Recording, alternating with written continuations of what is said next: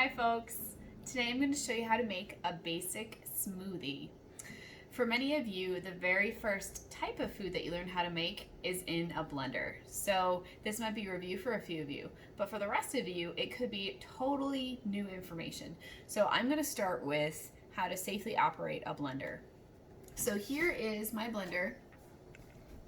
It's fairly simple, and you may have one that is similar to this or is slightly different.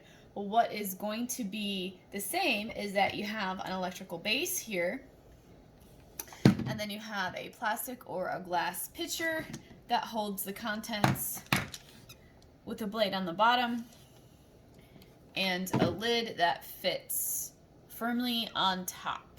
Okay, a few safety things that you should be thinking about when you're working with a blender is to always make sure that before you plug your blender in, turn it on, any of that, that you have all the ingredients in your blender and that the lid is firmly in place. Okay, so once you have that established, once you have your ingredients in the blender that you're going to be starting with, the lid firmly in place, the next step is to make sure that the blender is locked into the electrical base. Okay, so let's see here. I'm trying to do this reversed. Okay, so mine, you could probably hear that. I'll do it again for you. It kind of snaps in. Okay, some of yours might have little tabs on the side that you slowly rotate and then they lock into place. So the way that the pitcher is affixed to the electrical base will be a little bit different amongst different blender models, but they all will do that. They all will become firmly fixed in place. Okay, so you have your ingredients in here, your lid is on the top, and the pitcher is firmly in place in the electrical base. Okay, the next step, because you're ready, is to plug in your blender. Okay, so you plug in your blender. I don't know if you can see this, but plugged in my blender, turn it on, and before you hit stir, chop, mix, puree, or whichever of these selections you're going to make, place one of your hands firmly on the lid of the blender. Okay, the reason why you're doing this is because when the lid is firmly in place on the top of the blender and the blades are engaged and they begin to spin, pressure builds up inside this pitcher. And if you're not careful, or if you're not making sure the lid is firmly in place, the pressure can pop off the top of the blender and food can spill out, or even it can just dribble out over the sides and create a really big mess, and we don't want that to happen. Okay, so put your hand firmly in place, select whichever speed you would like to engage in the blender, and then just pay close attention as the blender does its job. Okay, when you're finished blending, turn it off and unplug it. Okay, sometimes when you're blending ingredients together, especially cold ingredients, the hard chunks can get stuck in the bottom, or they can become just solidified along the edges of the blender to the point where the blades are not able to incorporate all the ingredients together.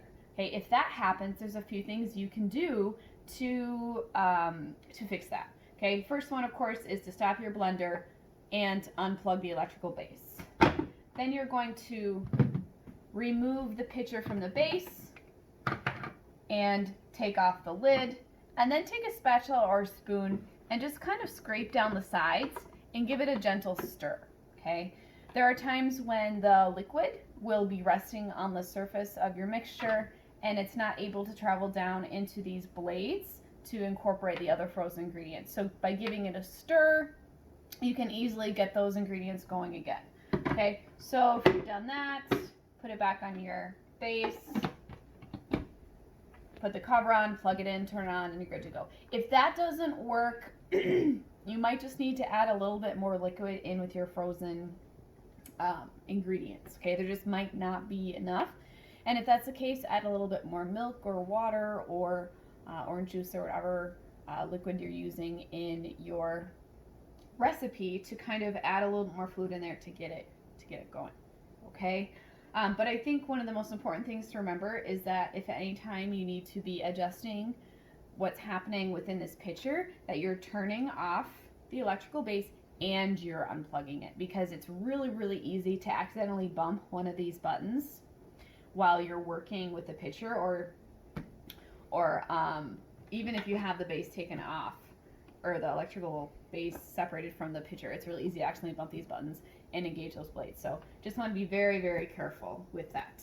Okay, so now that you kind of understand some basics with operating the blender, I'm going to show you how to make a very, very basic smoothie recipe. Okay, so my recipe has about 10 to 12 ice cubes. Just gonna put those in there. I'm gonna use about 8 strawberries that are washed and the centers have been taken out. Okay, got about a cup of frozen pineapple. It's actually one of my favorite fruits to put in a smoothie. 1/4 of a cup of frozen orange juice concentrate.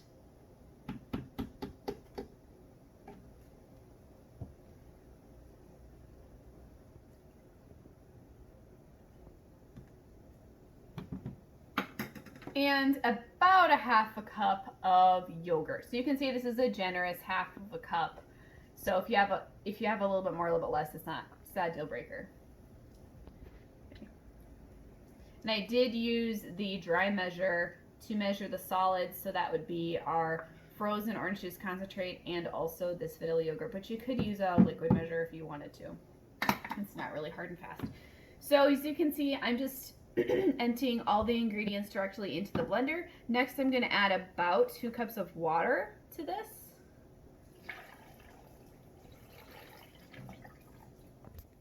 Which should be plenty. Placing it on the base, making sure the lid is firmly in place, hand turning it on, and then I'm going to hit puree, and then I'm going to progress up to the liquefy.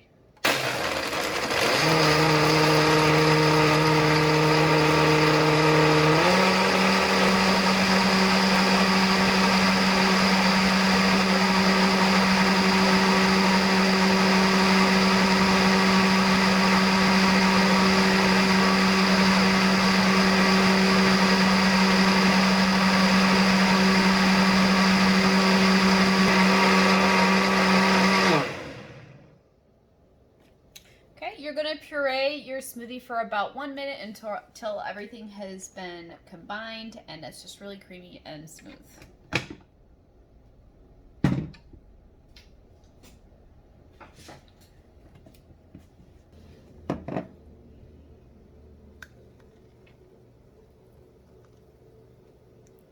Alright, so that is my recipe for a basic smoothie. You could add more or less fruit as desired, more or less water as you'd like to, depending on how thick you like your smoothie. You can customize it to your taste. And the final thing I want to let you know is about your blender and the care of your blender, because oftentimes when we're making things in the blender, your mixtures tend to dribble down or slap on things, and if you're going to be cleaning up the electrical base of the blender, never ever submerge it in water. You want to take a washcloth and just dampen it with some hot soapy water and wipe it down like this. Okay, never submerge it in water. That would be very dangerous. Okay, all right, that concludes my demo for today. Thanks, guys.